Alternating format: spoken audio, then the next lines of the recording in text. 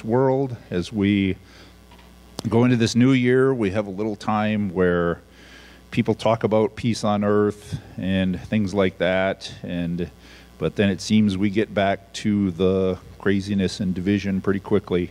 And we want to pray for the people that are struggling with physical things, and we want to pray most of all, we want to praise you for your son Jesus, and in his name we pray, amen. Call to worship. I think you should stand for this, shouldn't you?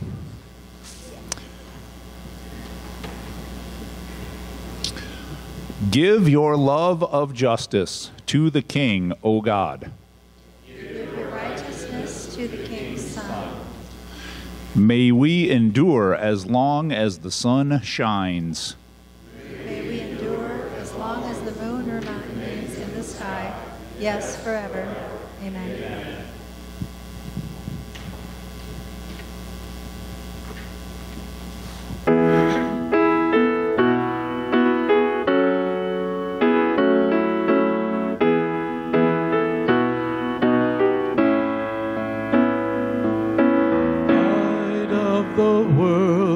Step down into darkness, open my eyes, let me see beauty that made this heart adore you, hope of a life spent with you.